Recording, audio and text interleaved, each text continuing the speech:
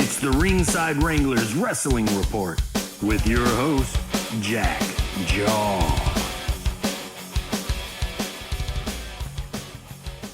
Welcome, wrestling fans. I'm your host, Jack Jaw, to the Ringside Wrangler Wrestling Report. This week, I've got my co-host.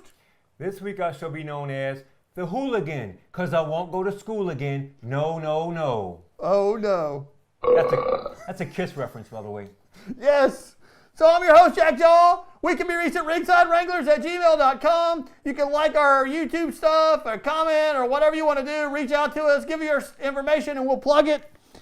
This week, we're going to cover news from the WWE, AEW, Impact, NWA, and of course, like we always do, we cover independents.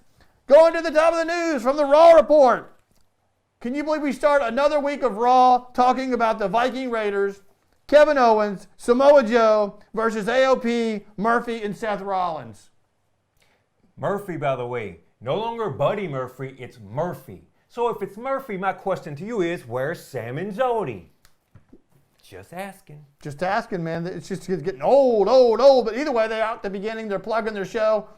That's going to be the main event tonight. They give it away at the beginning. It's almost makes you want to turn it off or just fast forward or whatever you want to do. Either way, the first official match of the night, you've got Becky Lynch versus Osaka. Also, another replay from the Royal Rumble. Guess who do you think wins this one? Of course, Becky Lynch does. She's going to continue her push. But out, as she's celebrating, you've got Shayna Baszler comes out to ambush her. I mean, this lady's spewing blood, biting her in the neck. It's out of control. What do you got to say about that? Go ahead. Vampiro! Somebody. Good God, somebody stop the match! Well, guess what? They're not stopping that drive because guess what? It looks like it's going to be Shayna Baszler fighting Becky Lynch at the next pay-per-view. Yeah, I like it. I love Vampiro. That was my favorite match. Mayhem 1999, WCW. Check it out on WWE Network. It's a great match. And Ed Ferrara's Oklahoma, priceless. Yes, Oklahoma and the barbecue sauce. Yep. Next match, you've got the Street Profits versus Mojo Rawley and Riddick Moss. Another boring match to me, but guess what? What do you think happens? Street Profits gets the win. I like the Street Profits. I like where they're going. I think they're very good guys. I mean, they did very well in NXT, and they made a very clean transition to the big league. So I wish them the best. They're very entertaining. So there they are on the picture right there. You've got the Street Profits. Mojo Rawley, he gets 2 losses tonight. He loses that match, and he turns around and loses his 24/7 title to Riddick Moss. I mean, never turn your back on your buddies, brother. Title's been like a year old. It's changed hands 300 times What at did least. Steve Austin always say? DTA. Don't trust either anybody or Austin. Take your pick. Next, they're trying to compete with the Miz's show. You've got this new thing called the VIP Lounge. That is a waste of time. And of all things, they're bringing in a guy that's fighting for the title to try to make this show over. I mean, MVP, he was okay. He came back after Royal Rumble. But come on, man. It's just kind of boring TV, kind of dumb, but maybe it'll go into somewhere else. Next match, we've got Angel Garza, who's serving double time. He's working at Raw shows and NXT. He's on to fight Cedric Alexander. You don't think he's going to get the loss, so Angel Garza gets the win.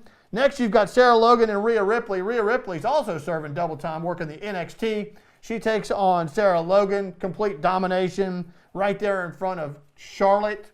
Charlotte just says, "Oh, is that all you got?" But guess what? She takes her out. So they're queuing that matchup. I'm not sure when it's going to happen. Rhea Ripley, we'll talk about her later. She's fighting at the NXT pay-per-view tomorrow. The TakeOver Portland looks to be a good show. We'll cover that later. Next, you've got Bobby Lashley and Ricochet. This is a match that, under normal circumstances, for sure Bobby Lashley would get the win, but Ricochet's getting his big push right now. Are you okay? Oh, are we talking about AEW yet? No, not yet. It's coming. Oh, okay. But guess what? It's crazy. Ricochet gets the win over Bobby Lashley. I cannot see that happening under any circumstance other than him getting a push. Next, you've got Randy Orton coming out again. Last week, he couldn't even bring his words together to tell everybody what he had done to the Rated R superstar. But this week, he's out there getting ready to talk. And who comes out? Matt Hardy. I mean, this is crazy. Matt Hardy got squashed a couple weeks ago in quick time. against who was the guy with the animal in the cage? They haven't been talking about him in a while. What's his name? No, we're not talking about AEW yet. But either way. Luke Harper? Luke Harper. No, not Luke Harper. Eric Rowan. Eric Rowan. He gets squashes. Somebody says Eric Rowan. That's right. He stifles. He squashes Matt Hardy. Matt Hardy gets dominated again. Word on the street is he's out at WWE. We're saying he's going to show up at your show, AEW. What you think about that? Yeah. AEW.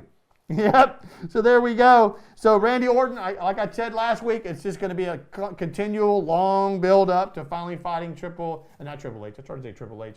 A long build up to fight the Rated R Superstar. Next, you got Aleister Black. He comes out. Do you remember the days when Vince didn't want to show people's tattoos and he had you cover them up? Those days are long over. That dude has got some serious ink going on, but he's continuing to get his push. He takes out Akira Tozawa.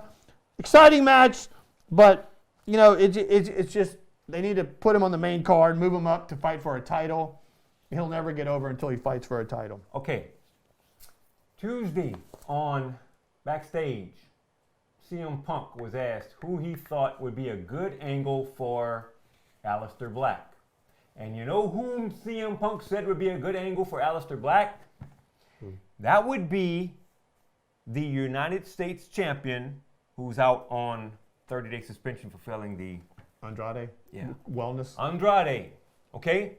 Now, who was it that said a couple weeks ago, I think it'd be a great match if Andrade took on Aleister Black because you'd have Charlotte Flair, the real-life fiance of Andrade, against Selena Vega, the real-life wife of Aleister Black, and you could have a mixed tag team match. Now, I wonder who said that a couple weeks ago. That was you. Was it the has-been? Maybe it was. Maybe the has-been ain't a has-been after all. Maybe he's a hooligan because he won't go to school again. No. Either way, you're going to talk about that so much that it may come to be, and you'll go, I've been telling you all along, that's the way it's going to be. That's why I'm a has-been. Either way, on to your main event. You've got this six-man tag match that they talked about from earlier. Viking Raiders and Kevin Owens with Samoa Joe taking on AOP, Murphy, and Seth Rollins. It just goes on and on. It's just, to me, it's a weak way to end the show. You know, Rollins hit the stomp, so Murphy can cover up to get the win. The show ends, and you're like, nah, it's okay. Bring on SmackDown on Friday night because you're not really looking towards NXT.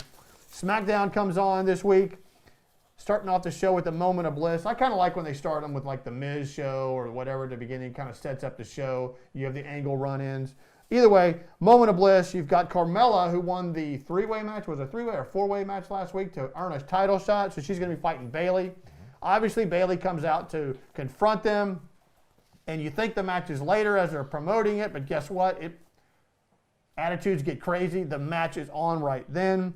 Do you really think Carmella's going to get the win? No way. But either way, Bayley. Close match, though. Yeah, Bayley takes her out, and then who comes out to help? Who comes out to help her? Naomi. Naomi comes out, so maybe they're going to build a Naomi Bayley thing. I can't see that being strong enough to be a pay-per-view match, but. I think the most exciting thing about that entire contest is when Corey Graves, the real-life beau of Carmella, actually put Carmella over and said, Becky Lynch? No, the champion. See, that's how much I got Bayley. these guys on my mind. I'm thinking the AEW because they're more entertaining right now. Bayley, he said, Bayley should be very lucky. She should count her blessings that she won this match because she did it Ric Flair style with the feet on the middle rope that's right, to yeah. win. But I think the most entertaining part of that whole match is when Corey Graves put over his real-life gal, and he was telling the truth. She should have been lucky because she cheated like in classic Flair style. Yeah, that's how they Good way to put Carmella over. That's how they push the heels, win a cheating style. Either way, that match ends. Don't know what's going to go on with that one. Naomi's out there. Maybe she's going to put her name in the lot to be considered for a big push. Who knows? Next match, Sheamus and Shorty G and Apollo is a handicap match. I mean, WWE knows how to squash talent and point to either the person leaving or getting a new gimmick or whatever. Sheamus this week takes out two guys, completely devalues Shorty G and Apollo Crews. How do these guys continue? It's just like the OC a few weeks back when Drew McIntyre squashed both of them. Either way, Sheamus is obviously big power guy now. He's taking out 2 guys. I don't know where this is going to go next, where he's going to be at the next pay-per-view, but it looks like he's still the big heel. Who knows? I just think a lot of WWE style right now is when you are a professional wrestler, particularly with the WWE, you have to be able to play both sides of the coin, if you will. At one point, you're going to get a push and you're going to look immaculate like Sheamus is doing and like Mr. McIntyre, and you can't be touched. And then just like that, the next series, you're going to be that enhancement talent and putting the other folks over. It's kind of like that's your role. Your role as a professional wrestler is to make others look good, and then at some point you'll get your just due and you'll get to look good yourself. And maybe that's what they're doing right now. I'm just thinking outside the box. I don't know. Out the box. But either way, next up you've got Sami Zayn and Cesaro out there trying to mock Elias, play their music. Sami Zayn is not a good singer. He even quoted somebody that I don't care to quote, an actual true music talent. Arlo Guthrie maybe or something like that. Dylan? Yeah, I don't know. I think it was Arlo Guthrie, but either way, it was pathetic. Elias comes out there. He tries to overtake the deal with him playing his music, and then, of course, Sami Zayn and Cesaro beat down Elias. Right. Braun Strowman comes out. The big monster among men comes out there and saves the day. Well, if I were in there, I would have played some Don Dokken myself. Don Dokken, what? But either way, that accomplished nothing. I don't even know the point of that. Sami Zayn, either he needs to wrestle or get out. He doesn't even make a good, whatever you want to call him, I'm not sure valet what's going on with advocate. him right now. Maybe he's injured. We just don't It know must it. be, man, because he's way too good of a talent to do that. I mean, with the work he did with KO those guys were sweet, and he needs to get back in the ring. Maybe he is hurt, but maybe he is. I mean, it's a shame we don't have that information that divulged to you. That'll be our job to do so. But Next up, at least he's still in TV.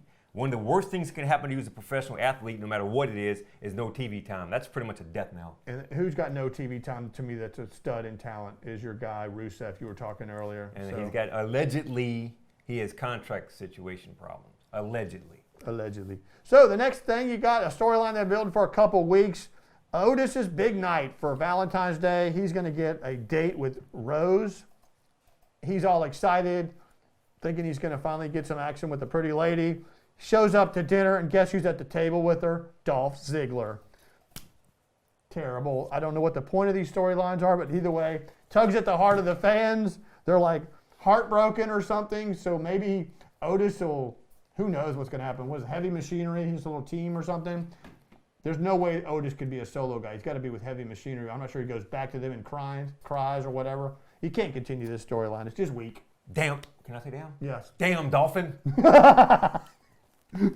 Damn! Either way, the main event match, you've got Roman Reigns with his mystery partner. They've been making you guess all night. Guess what? That mystery partner is none other than Daniel Bryan. He's fighting John Morrison in The Miz. This match goes back and forth. The match quality was really good. You kind of knew who was going to win. Reigns, obviously wins with his big spear. King Corbin, who earlier in the night was told he was not going to be there because he was banned, he comes out there, causes trouble. I guess they've got to continue to push the last little bit of blood out of the Corbin-Roman Reigns thing. That's old, been old for a while. Hopefully that's done at Showdown, Super Showdown, or whatever. All right, comments on that? last week, Baron King Corbin goes into the TV production truck, takes one of the techs and throws him off a Stairs.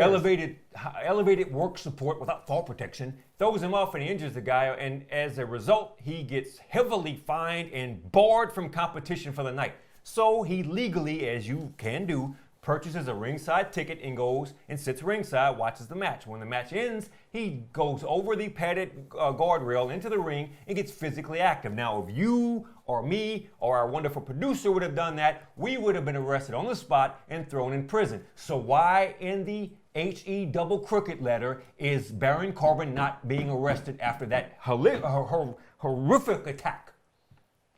Who knows? It's just not fair. Just not fair. Either way, Roman Reigns gets the win. Into the show. On to NXT. NXT, the show quality's getting a little bit better. We got a quick rundown of the matches. We know the female division with Rhea Ripley or whatever, she's going to be getting the main push of the night. You got even your champion. We'll talk about him in a second. But either way, rundown on the matches. You've got Bronson Reed versus Roderick Strong. Strong gets the win there. You've got Dakota Kai versus Candice LeRae. Kai gets the win there. Johnny Gargano versus Cameron Grimes. Gargano, he gets the win there. Lio Rush versus Angel Garza. Angel Garza, we mentioned earlier, he's fighting on both Raw and NXT. Of course, there's no way he's going to lose a match on NXT at this point, so Angel Garza gets the win. Then you've got Bianca Belair versus Santana Garrett. Bianca Belair's fighting at this weekend's pay-per-view, the Portland TakeOver. You know, she's fighting for the title against Rhea Ripley, so there's no way Bianca Belair loses. She gets the win there. And then in the main event, you've got Adam Cole versus Kushida. And of course, Adam Cole gets to keep his belt, so that's a big deal there. So moving on to the NXT Portland show. I'll run down the card real quick. You've got Gargano versus Finn Balor in an early match. Finn Balor is main event at a minimum of NXT. But either way, I guess he's just helping the brand by just being on there. He's another classic example. When he was in WWE, The Demon, Top Man, WrestleMania, all the big shows, and now he chose, and he has every right to go to NXT, and now he's becoming not so much an enhancement talent, but more of like a support, if you will, to make it happen. And it's good. Now, speaking of Finn Balor, I read that I'm assuming they're still in a relationship, girlfriend is no longer going, Kathy Kelly's no longer going to be doing commentary for NXT or WWE. The fact she's leaving. And that kind of raises an eyebrow for me, like The Rock, cheap version, because I'm wondering if she's going to be going to AEW with Finn. I'm just throwing it out there. We all know Stirring up the pot, if you will. AEW needs some help on the women's scene. But continuing back up to the NXT TakeOver show, for the North American title, you got big bag Keith Lee, who's really getting his push, deservedly so. He'll be fighting Dominic Djokovic. Then you've got the tag titles, Djokovic. And then you've got the Undisputed Era versus Matt Riddle and Pete Dunne. You've got Rhea Ripley versus Bianca Belair. Obviously, Rhea Ripley's probably going to get the big-time squash match, but maybe it's competitive to keep Bianca Belair's stock up. But Rhea Ripley's definitely moving on to fight Charlotte at WrestleMania. And Keith Lee is going to be the guest on the Tuesday Night Backstage on Fox. And just help you remember, CM Punk actually was favoring Keith Lee to win the Royal Rumble. I remember so he's getting a big push right now, and he rightfully deserves so. Plus, he looks very dangerously close to one of our crane operators, Richard T. Smith. Richard T, yeah, me and Richard T go way back. Then in the NXT Championship match, you've got Adam Cole versus Tommaso Ciampa. Appears to be a good card they've got for that pay-per-view. I'll be watching on the WWE Network at how much it's going to cost me? $10.89 with tax. $10.89 with tax. They don't tell you about the tax, but you still have to pay it. Worth every minute. On to our favorite wrestling league organization, AEW. You got the Dynamite show. Weekly, we're looking at the ratings. So guess what? This makes 7-8 weeks in a row now that Dynamite wins again. 817,000 viewers to the NXT, 757,000. Next slide, Punk. Next slide, Punk. Timeout. Timeout on the field. 2 timeouts left remaining. WWE Raw right now, in my, for whatever it's worth opinion, which ain't much, is on cruise control right now. And most people have a cruise control in their vehicle. It's a standard factory deal. It's convenience.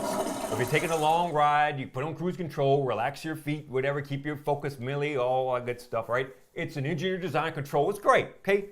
Cruise control, everyone's got it, right? But sometimes when you keep your vehicle locked on cruise control, the people in the left lane, hopefully in the left lane, not in this crazy ass town, but on the left lane, the people there, they're going to fly by you. And my point is, AEW is not on cruise control. They got the pedal to the metal. WWE's got a cruise control. AEW at this pace is going to pass WWE up. They're going to be the next WCW. They're going to take over the Monday Night Wars. They're going to start winning the ratings again. And you heard it here first from whatever I want to call myself. Trust me. You know, you got to think that if the WWE network does not remain viable and it goes away, you've got to think that is going to be one leg up big time for AEW, because that's the one draw that WWE has, that they got the network. That's true. If that network goes away and they pull those pay-per-views out and start offering them on Amazon Prime or whatever they do, that goes away. That's going to be one leg up for AEW. But either way, you got the AEW show this week. They're marching towards their AEW Revolution pay-per-view on the 29th. Again, I think we said earlier that pay-per-views on a Saturday night. I like the Saturday night pay-per-views, not having to get up early to go work on Monday. And it'll be in Chicago, which is always a hot town. And no, I don't think CM Punk's going to be in the ring. He may be in the arena, but he won't be in the ring. But Chicago, Philadelphia, New York, anybody that calls themselves a wrestling fan knows. Chicago, Philadelphia, New York, are your hottest towns when it comes to wrestling. The crowds are always live. You never know what to expect. It is what it is. So it should be a great show. Next one, Punk. There you go. You got Cody Rhodes. He's loving life right now. He's got a good product. He's happy about it. On to the Revolution slide. Again, everything we're talking about now is pushing forward to the Revolution. All the matches they're running on the Dynamite show are build-ups. They're talking about new matches. We'll get one in a minute that's a new one. But either way, the show starts off this week. You've got for the tag titles, you've got Hangman Page and Kenny Omega versus SCU. It's like I wasn't really sure about Hangman Page and Kenny Omega. They're the way they work together, but either way they're working it out each week. Those two get the win. And then they've got some stuff going on with the Dark Order in the back. They're coming out. Go ahead, hit it. You know what? Another one of the reasons why I love watching AEW is because they have the best play-by-play man in the business. Oh! Choke slam! Choke slam! Choke slam! Who's your daddy, Vampiro? Love it. He's love awesome. It, love it. Love it. Legend. But either way, Hangman Page and Kenny Omega get the win. You got some stuff going on with the Dark Order against the SCU. That you said you got multiple angles working right there. It's pretty good. So, next match. You've got Dustin Rhodes versus Sammy Guevara from the Inner Circle. I thought Sammy was going to get over because, Inner Circle is one of those higher-up guys. But Dustin Rhodes gets the win. Then you've got Jake Hager coming out. This guy is Sammy, okay? Yeah.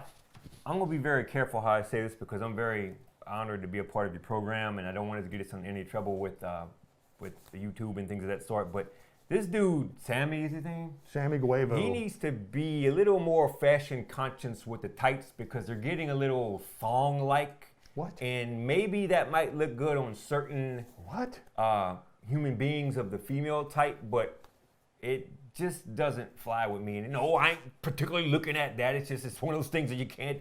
How can you not see that? I don't know. I'm a little concerned about that for whatever it's worth. Either way, Dustin Rhodes gets the win. Jake Hager comes out. Dustin says, hey, something about you're the only man to break my arm or That's something. correct. Not sure when that happened. When did that happen? I'm not really sure, but he said that he wants a piece of his derriere. Look that up on the Google search that, young children. Derriere, French, for bottom side. He wants a piece of his derriere, and he will get it, too. What did he call Jake Hager when he pointed and said, hey, you, Jericho's what? Female dog. Yes. Children, look that up also on Google. Yep. Female dog is a name for it. That was pretty intense, but either way, Jake Hager just turns around and doesn't accept the match, but obviously. No, they actually did. They did later on in the show. It's coming on. It's going to happen. All right, next you've got the AEW Women's Championship, Riho versus Nyla Rose. This is a match from the very first Dynamite show. Everybody thought Nyla Rose was going to win the belt there. She's obviously a lot bigger person, we'll say. Maybe we should say she. I got to say the right proper. She. I got to get the right pronouns straight there. Either way, Riho beat her in October, but guess what? It's Nyla Rose's time. I mean, she's looking. She is looking. Yes, you're right. She's looking good. But either way, Nyla Rose is your champion. There's some of the headlines just taken straight off the internet. AEW is Nyla Rose. She's the first type wrestler to win a major title. Who knows how long that's going to go, but it seems like if it's legit with her power that she brings, I can't imagine anybody beating her. They really need to build up the female card on AEW. Hopefully they'll get in some stronger ladies like you alluded to earlier. Sonya Deville was actually the first superstar that was of the LBGT variety, children. With your parents' permission, you can go on Google and look up what LGBT means. With your parents' permission, of course. Don't say you heard it from us, because you didn't. You know from them. Don't forget the Q. The Q. Oh, LBGTQ, yes. I'm not sure what. Thank you. Never understood what that's about. That's a word. Because otherwise it wouldn't have pulled up. I would not want to. And again, children, ask your parent what Q means. It's not the Q on James Bond like I thought it would have been. Oh, no, it's something totally different now. It's not the Q on Qbert. Who knows what Q means? Whatever, what fans. Society we live in. But either way, next match you've got MJF versus Jungle Boy. Jungle Boy, it seems like at some point he's going to get a push, but there's no way he's going to get it now. MJF has built himself up, so he's fighting Cody. Hey, didn't The Rock just come up with that movie? Which one? That movie, Jungle. The jungle thing, the movie with The Rock in it, whatever? Yeah. Maybe this guy could be in that movie. That could get him his push that he wants. Maybe so. But either way, MJF's got his push. He gets the win, obviously, because he's fighting at the Revolution pay-per-view. He's fighting Cody Rhodes after he get the last week. Either way, this week's AEW main event, you've got Jon Moxley versus Santana. I called it a patch for a patch. They're calling it an eye for an eye. And the tooth for a tooth match was when the She won the championship last week. Either way, Jon Moxley, just like MJF and just like the others, as you're building up to the pay-per-view, there's no way they're going to lose. He gets the win. And then there's a new guy that comes out, new guy from, I don't know where he came from, but Cobb. What's his name? Either way, Cobb, he comes out. He's a new part of the Inner Circle, Right. It looks like. He's got a lot of history overseas, Japan, underground world, etc. like that. He's very well known overseas, the Asian, Japan type. Hopefully he didn't get the coronavirus. Coronavirus. The only coronavirus I have, guys, is when I drink too many of them in the bar. It's the only coronavirus you ever go get from me. Yeah. Corona, alcohol, get it? But anyway, he's really popular overseas, and they say he's new to the States, but he's an assassin. He's pretty cool. I think he's going to give Mr. Moxley all that he wants. Yep.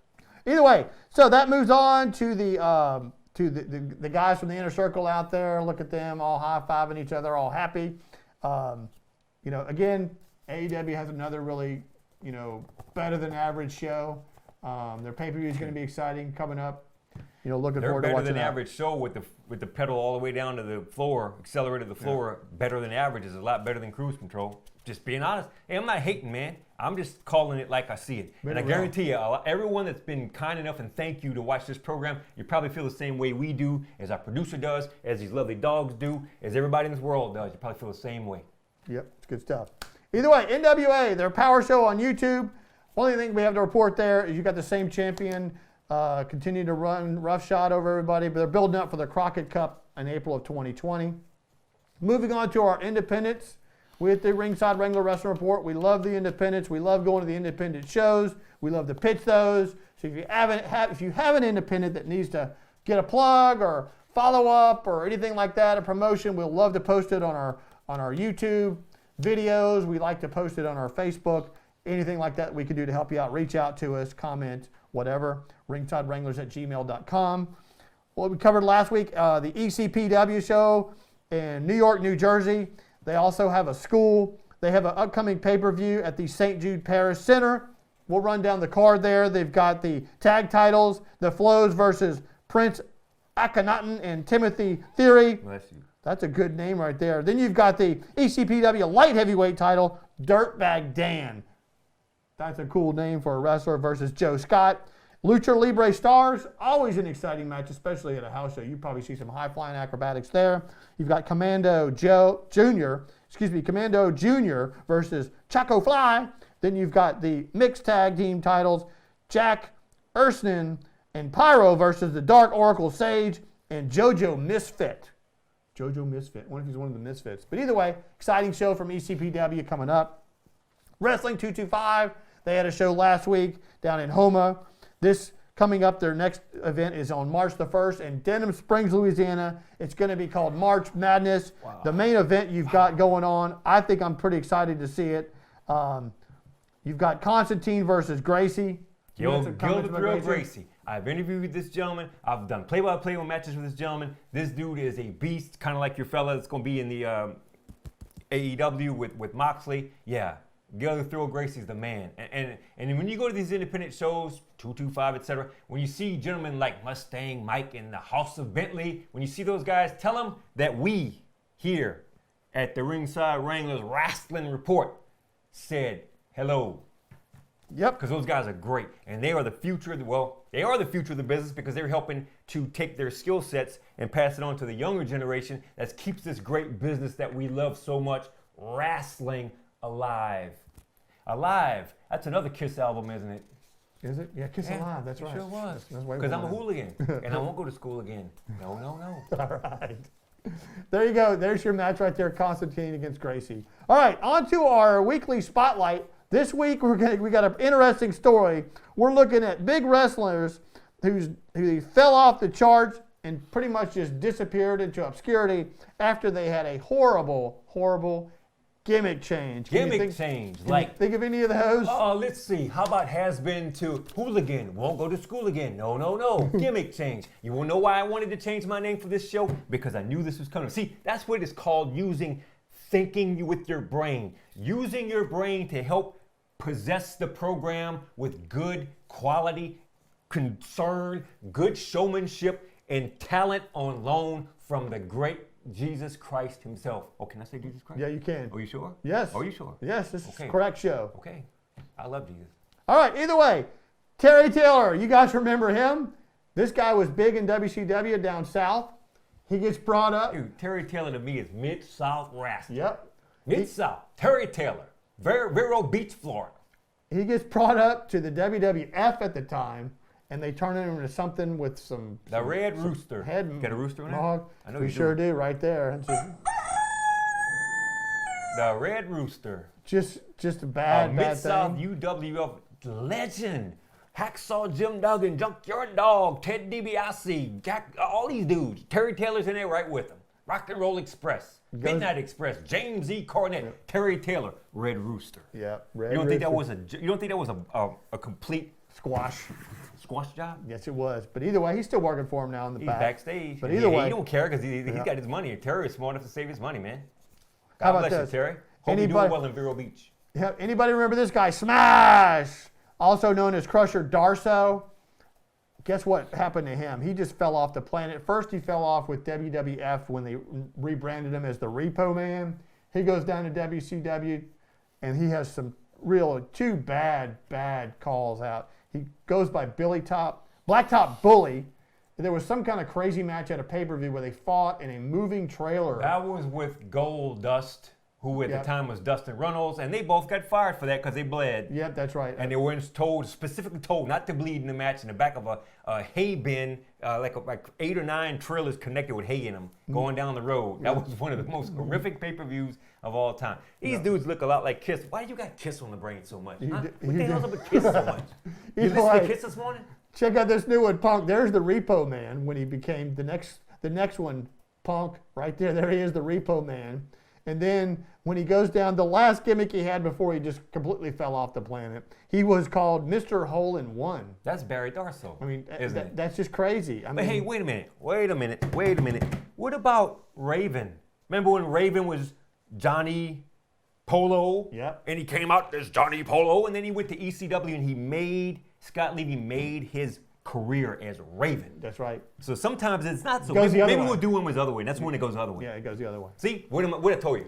Thinking ahead, brother. Probably- That's what makes you dangerous. Probably more of them go the other way. I mean, because you got to start somewhere. It's Right. just sad when you go the other when you go from good to bad. And what did we talk about a few minutes ago? Well, several minutes ago in this program. Sometimes you're going to get the push, and you're going to get all good justice to you. And sometimes you have to be humble enough to take a step down to put somebody else over. That's how we all work together as a family. Yep. Right? If you're boiling crawfish, well, see, we're in South Louisiana when we record this. If you're in South Louisiana and you're boiling crawfish, you got the right amount of corn, the right amount of onions, and the right amount of whatever you put in there. Otherwise, it's going to taste bland, right? There you go. Yep. There you go. So then you've got Brutus Beefcake. He had a big push, cutting of the hair and stuff like that. Do you remember how when they used to run it where he would cut somebody's hair all the time? Right. And that angle was only going to go so far. Right. I mean, only so many people are going to agree to getting their hair shaved, head What shaved. was your greatest moment in Brutus Beefcake's barbershop? I don't You know remember. it. You know it. It's on top of your head. It's on top of my Shawn head. Michaels, Yeah. super kicking Marty Jannetty in the face through the that's right. window, and Heel there turn. goes the Rockers. That's right. Rockers is out. Wow, I thought you didn't like wrestling anymore. I thought you were a has-been. Sometimes I do my homework, brother. There we go. So Brutus Beefcake, he went on to become the Butcher, kind of a decent angle. Then he was the Zodiac, and then he teamed with Hulk Hogan as part of NWO. He was called the Zodiac or the Booty Man or whatever. I think his final character was the Booty Man. He had another one. He was with Dallas Page's former, the divorcee ex-wife. That was the Booty Man. But I thought he had another one. He was it was some other name he had, like the zero or no name, whatever. I don't know. We'll be looking into it. Anyway, he's in the WWE Hall of Fame. So Yeah, and rightfully so. apparently the And again, that was one where you just said Beefcake was but the barber, that was his zenith. Yep. And then he just continued to unfortunately degrade down. He's probably one of the few on this list that you could say is in the Hall of Fame Right. as a result of a bad gimmick. Well, but Ed Leslie and Terry Bollea, that would be Bruce Barber Beefcake and Hulk Hogan, are real life best friends, and that's all you needed, brother. When you got two cars and they both connect with the couplers just right, Boom. you got it. Next guy we got on the list is Greg Valentine. He never really had a gimmick change. It was just like the gimmick stayed there forever, and he just kind of just disappeared into obscurity. I'm going to put an asterisk by this guy because his father was really good friends with Ric Flair, and unfortunately his father passed away in that horrific plane crash that should have killed Ric Flair, and that's how he and Flair had a bond, and to this day they're still good. So I'm going to put an asterisk by him because Greg the Hammer Valentine, I mean, he doesn't really need to have a gimmick. He's Greg the Hammer Valentine. Yep. Next guy on our list, Dan Spivey. He was kind of big. When he put Twin Towers or something like that, he teamed with, I think, Dan Spivey teamed with the old Mark Hero, your Undertaker guy. What was his name? Mean Mark. He was called Mean Mark. Whatever his name was, they teamed together. I think they were called the Twin Towers, something like that. Yeah. But either way, his die of his career was when he became the Waylon Mercy at WWE with the tattoos, and he was like, white wife beater T-shirt. Angle was just terrible. Well, you know what's horrible is a lot of these guys you're talking about. If you go back to the Texas wrestling, we go back to World Class and Global Wrestling Federation and Memphis and Mid-South. These guys made a name for themselves with their gimmicks back then. You didn't have to be Waylon Mercy. He was who he was. And then when you make it to the big leagues, that's when you got to make a decision. Am I going to do this crazy gimmick to get TV time, or do I stay who I was? And you know who makes that call? Top manager. Mr. McMahon. Yeah. Either way, next guy on our list, Tugboat. Tugboat was a big guy. He went on to become Typhoon. Right. Then he was the Shark Master. He was part of the Natural Disasters. And then you also had his sidekick or his partner, whatever you want to call it, Earthquake. Who became sidekick to me. Earthquake becomes some character called Golga, Avalanche, the Shark, whatever they were. Yeah, there he is on the right there. I'll never forget on WCW, he came out of the closet, if you will, and said, "My name is John Tenta. I'm not a shark. I'm not a fish. I'm not a mammal." John Tenta did wrestle amateur at Louisiana State University in Baton Rouge. It is a documented fact. Look it up on Wikipedia if you think I'm lying, because I'm not. You're not lying. No, you're not. Next guy on our list, you got Jim Neidhart. He was a legend in his own. I think he's also in WWE Hall of Fame. They put him in last year that's when Bret Hart got attacked by that crazy lunatic with Natalia. Yeah. And again, there you go, the work they did with Bret's father, Stu, and the Hart Foundation in that dang basement in Calgary. He's another one I'd put an asterisk by him. I don't think he needs a gimmick. Jim the Anvil Neidhart is Jim the Anvil Neidhart, whether he's WCW, WWE, whatever. Look, he is what he is. Look, there he is right there. That's his gimmick called The Who. Right. With a great mask like that. Well, he didn't need that because Jim the Anvil Neidhart is one part of the Hart Foundation. He was half the tag team champions with Bret and the father of Natalia, and he's in the Hall of Fame now. God bless him. He deserves to be. Yep. Then next on our list, you've got Too Cold Scorpio. Look at that tough dude. He became Flash Funk. Right. I mean, that was a dumb. And that was another. Was that pre? Like that. Who was the Soul Train guy? He looked with Flash Funk before they came up with the Ho Train guy. Oh, the Good Father, yeah, Godfather. That's right. It's very similar to the Godfather, Flash Funk. Charles Skaggs, I think he went by. Right, but if you watch his work, he made a name for himself like Scott Levy Raven did. Too Cold Scorpio made a name for himself in ECW, even more than WCW. That's exactly right. Because he got squashed in WWE, went to ECW, and was a legend. Rose back up. He and Al Snow and Raven and all those guys, even Tommy Dreamer, Taz. We can go through that. We can do a whole show in ECW. That's where they made the name for themselves. So again, I'm gonna put another asterisk by him. All right. It's not his fault that he got. Yeah. Last guy on our list, Ahmed Johnson. That guy was huge. He was ripped. Wrestling in solo, he was really good. He became part of the Nation of Domination. And he was also with Booker T. Pearl River Plunge from Pearl River, Mississippi, right across the bridge from Louisiana, Mississippi. We're doing this show in Baton Rouge, Louisiana, by the way. Right across the L.A., Mississippi border on that bridge, Pearl River Plunge. Yep. Then he became Big T, and then the rest is history. He just went away. That guy was huge, though, and hopefully he's still doing well. But either way, you got any final comments this week? Just glad to be a part of the program. It's getting really good right now. I would strongly encourage, if you do watch WWE programming, because I've already officially drunk the Kool-Aid, give AEW a shot. It's on Wednesday nights on TNT from 7 to 9 Central Time.